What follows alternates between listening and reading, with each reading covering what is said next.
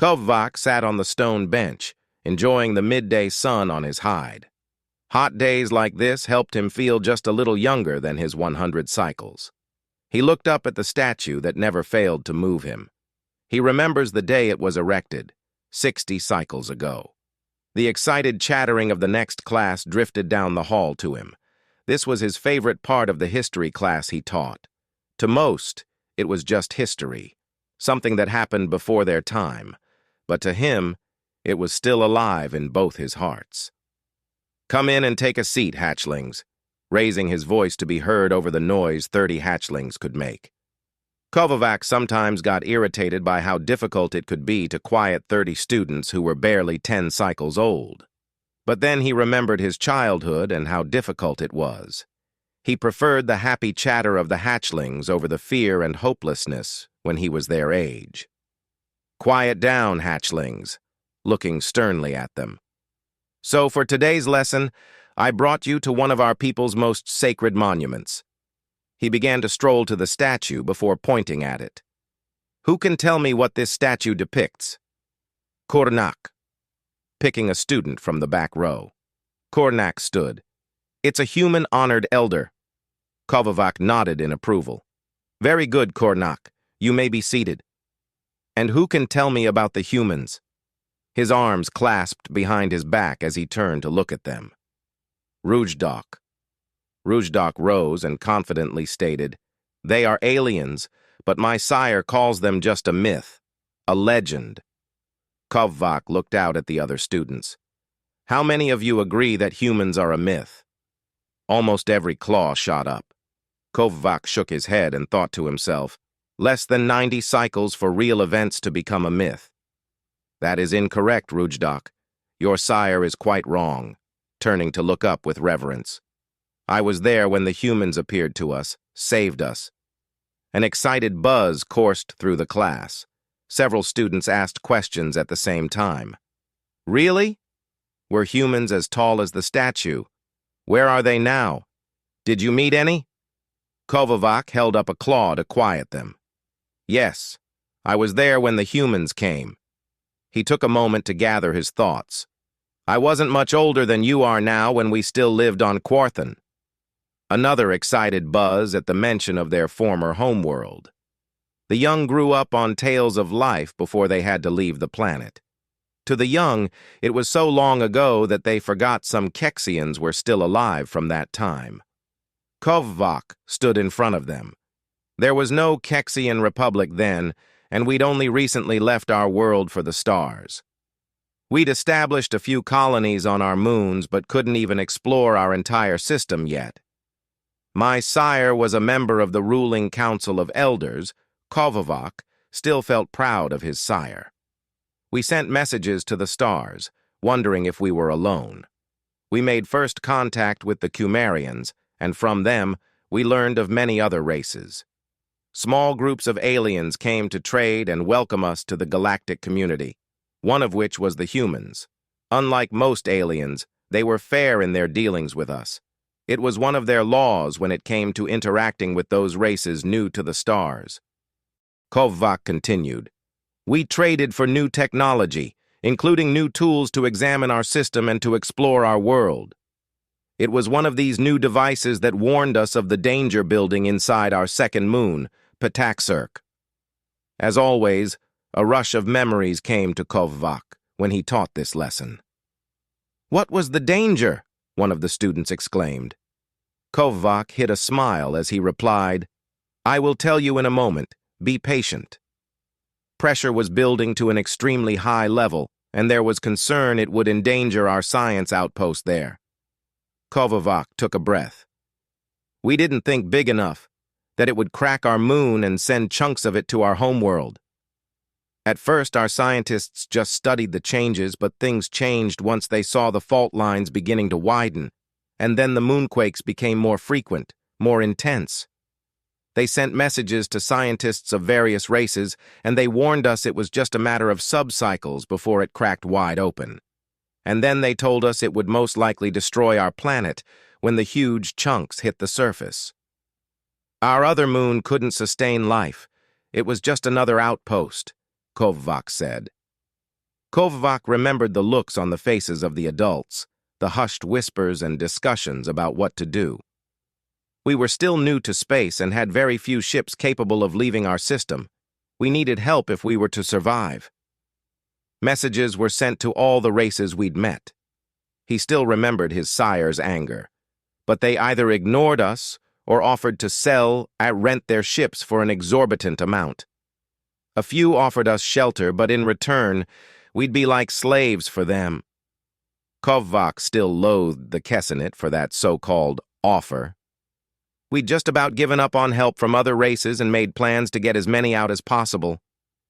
Kovac enjoyed how engrossed the students were in his tale. We had no idea that someone answered our call, but the humans did. A massive fleet arrived, thousands of ships of all sizes, warships, transports, luxury liners, cargo haulers, and shuttles by the hundreds to move us from the planet to the ships. The humans apologized for taking so long to get there. My sire calculated how long it took to travel from Quarthan to the humans' home system. They'd left less than a rotation after they got our message. Looking at his students' faces, he remembered having that same look of astonishment. Kovac continued. Now humans were known to be efficient, but the level of their preparation was beyond belief. They knew just how many of our people could fit per ship, with our most necessary possessions. Teams of humans worked with our people to dismantle our most important buildings. Temples, factories, space launching facilities, monuments, schools, and others were just torn down for the material. Samples of native flora and as much fauna as they could safely catch were taken aboard explorer ships set up to do just that. Surprisingly, they managed to get samples of almost all flora and large numbers of wild fauna. All the wild animals you see in the parks and wild are from our home planet. It still left Kovac in awe at just how much they did in such a short time. They'd even completely evacuated and removed our outposts on both moons, and extracted large amounts of our resources for our use in rebuilding. Kovac smiled as he teased the students. Remember that when you complain, it takes too long to clean your dens. Kovac carried on with the tale. They did this without stopping for 10 rotations. They took us to a planet they'd been terraforming for their use but hadn't occupied yet. We got another surprise when we landed and found another large group of humans had been putting up temporary shelters for us.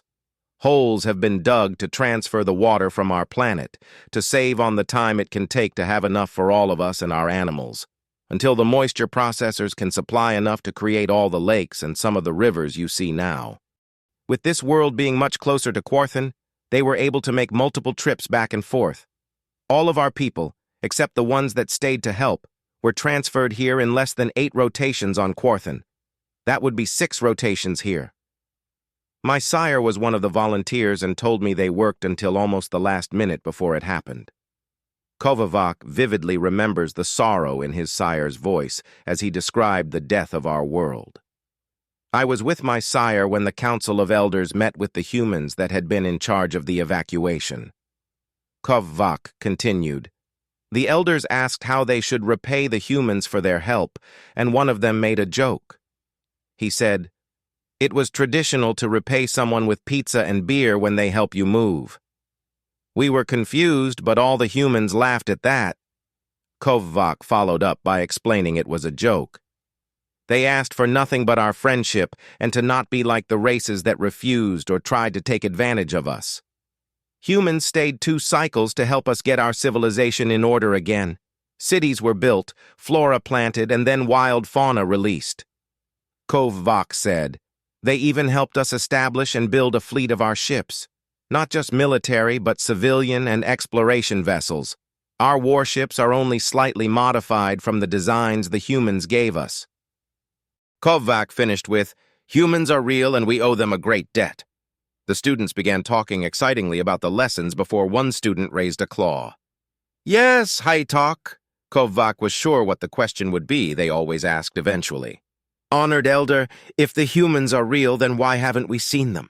Haytok queried. "They were betrayed," Kovac stated simply. Many of his students gave an audible gasp at this statement. Several students spoke out with questions that all amounted to the same thing: who betrayed them and how. That will be fully explained at a later date, but to summarize. Kovvac took a sip from the container of water, where he kept it on his belt. 29 cycles after we arrived on this world, a new race entered our galaxy. They were almost as malevolent as they were powerful, and they announced their arrival by destroying 8 colonies from various races, Kovvac said. The only reply they gave to calls sent to them was simply, "Submit or die." But that was a lie. Kovvac took another sip. He always needed fluids by the end of the lessons, from all the talking. He continued, "A Berithian colony surrendered to them, and they still destroyed it. They enslaved some of the people, but they exterminated others in horrific manners.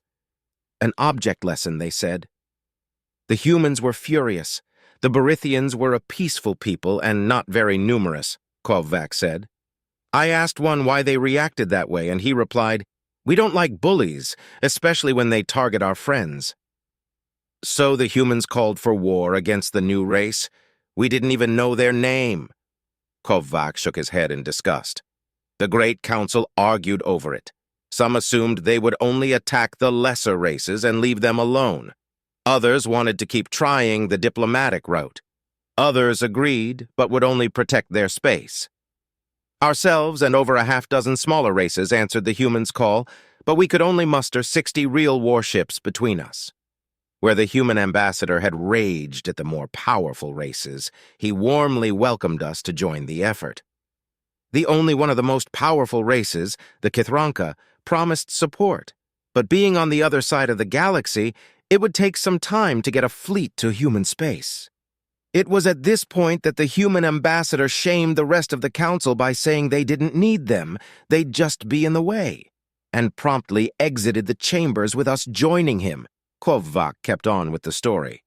The Kithranka ambassador barely said anything before he nodded at us and left to contact his Gavet. The human ambassador thanked us for being loyal friends and got us in contact with their fleet command. Another student raised a claw. Then what, did we fight? Kovvac proudly replied, "Yes, we did.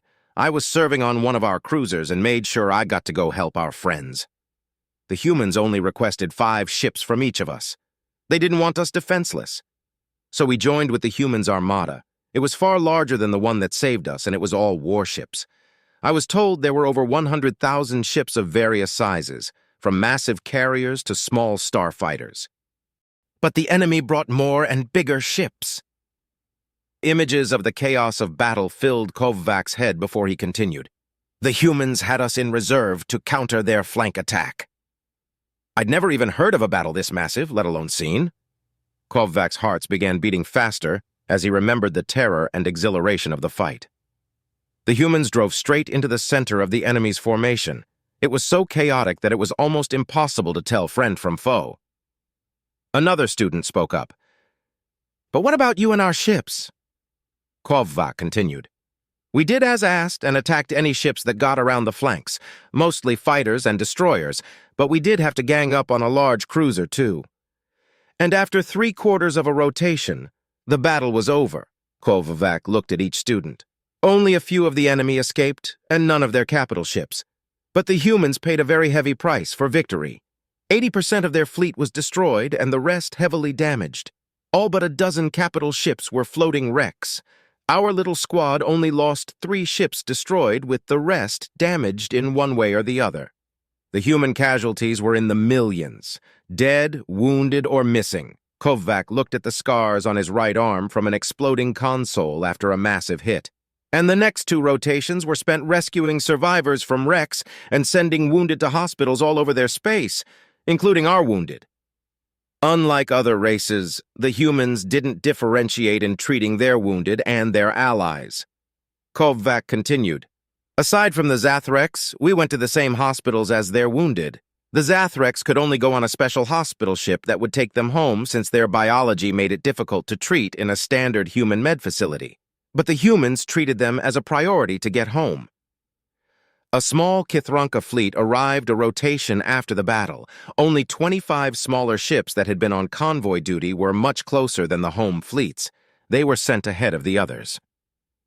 "Is that how they were betrayed?" That the others didn't show up? A student named Polanka asked. No, the enemy did not take their defeat lightly, and they launched antimatter torpedoes into the stars of systems inhabited by human colonies. Even the humans' home system was targeted, and their cradle world was destroyed. Kovac replied, unable to keep the sadness from his voice. The betrayal came from one of the races on the council, either scared of the enemy or angry at the humans that relayed the location of all the humans' major colonies. Another student, Zen Aji, asked, "Who did that?" Kovac answered, "We don't know, but since the location of one of the destroyed human military bases was known only to less than a dozen races, someone gave it up." So that killed all the humans? Kovac didn't see which student asked. No. Less than 1,000,000 humans survived on a few minor colonies and stations. Kovac continued. They spent the next 10 cycles rebuilding their military and constructing 5 massive motherships. The humans wanted revenge, and they were going to find the enemy's space and finish what they started. Kovac took another sip. And so all but a few humans left this galaxy to take war to the enemy. The ones that stayed all died eventually, so we built this statue to remember them and their friendship with us, Kovac finished. And now, my inquisitive little hatchlings, the lesson is over and it's time to go home.